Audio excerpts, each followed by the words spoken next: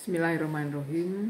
Halo, berjumpa kembali dengan saya Irmelan Sati dalam Gagasan Public Relation. Assalamualaikum warahmatullahi wabarakatuh. Salam sejahtera untuk kita semua. Semoga tetap sehat, semangat dalam menjalankan tugas sehari-hari.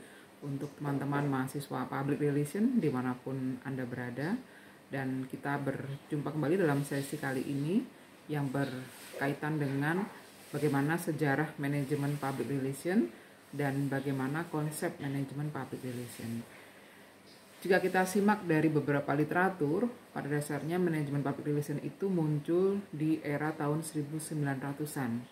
Pencetusnya adalah Bapak PR, yaitu E.V. Ledbetter-Lee, dan munculnya adalah di era tahun 1906. Jika kita melihat sejarah, munculnya itu pada saat adanya krisis di industri pertambangan batu bara di Amerika Serikat, dan ini sebagai akibat adanya terancamnya konflik antara industri batu bara tersebut di negara Amerika Serikat dan menimbulkan kelumpuhan secara total. Nah, pada dasarnya konsep manajemen PR ini dilatar belakangi oleh seorang E.V. Ledbetter-Lee yang dia seorang jurnalis, mantan jurnalis, yang menempatkan manajemen humas sebagai salah satu solusi bagi penyelesaian konflik di krisis perusahaan batubara tersebut. Dan konsep ini menjadi semakin berkembang dan bisa diaplikasikan juga untuk kegiatan kehumasan baik yang kondisi normal maupun kondisi krisis atau tidak normal dalam organisasi. Dari case-case yang bersumber dari berbagai macam jenis krisis ya. Kalau di Amerika Serikat waktu itu krisisnya adalah pemogokan di industri batu bara yang luar biasa dampaknya, dan itu berpengaruh secara skala besar di perekonomian mereka.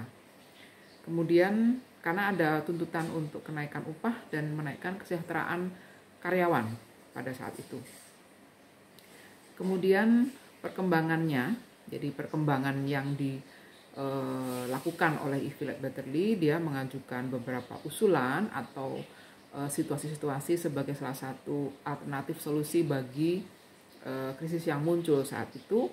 Yang pertama adalah menempatkan proses manajemen humas untuk mengatur arus informasi atau berita, dan berikutnya bekerjasama dengan media massa atau pers. Kemudian menempatkan top management yang berfungsi melakukan fungsi-fungsi komunikasi baik ke dalam maupun keluar, sekaligus melibatkan si komunikator komunikasi ini untuk terlibat dalam proses pengambilan keputusan. Kemudian dan E.V. Ledbetter-Lee sendiri yang ditempatkan di dalam struktur tersebut, sehingga dia secara otomatis melibatkan diri dalam proses pengambilan keputusan untuk penyelesaian krisis. Kemudian yang kedua, diberi wewenang penuh untuk melaksanakan peran dan fungsi sebagai pejabat yang bertugas melakukan komunikasi dan mengelola manajemen humas.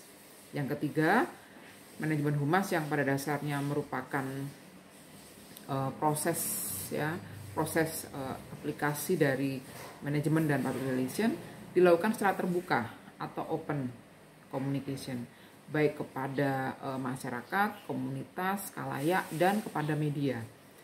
Kita terbayang ya, kalau pada saat itu bagaimana hubungan yang terjalin antara organisasi dengan media massa yang begitu tertutup, sehingga dengan adanya pejabat komunikasi yang di level top management akan mendobrak pola pikir bahwa sebaiknya open communication. Jadi gabungan yang berkaitan dengan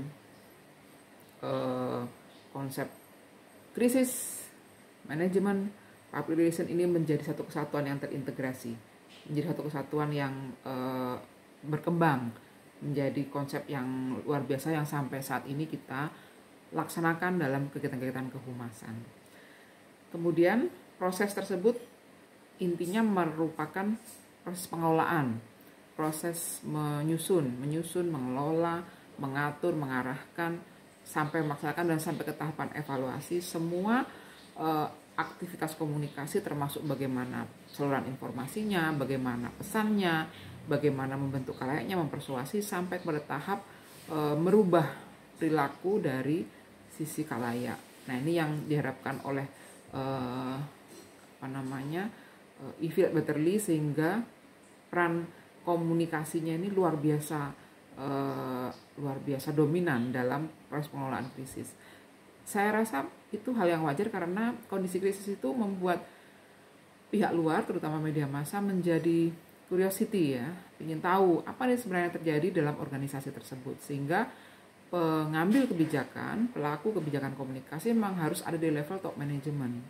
Jika tidak, orang akan mencari dari sumber-sumber lain yang tidak relevan, sehingga informasinya juga tidak berimbang, dan ini akan membuat misinformasi, munculnya ketidakpercayaan, munculnya ketidakjelasan.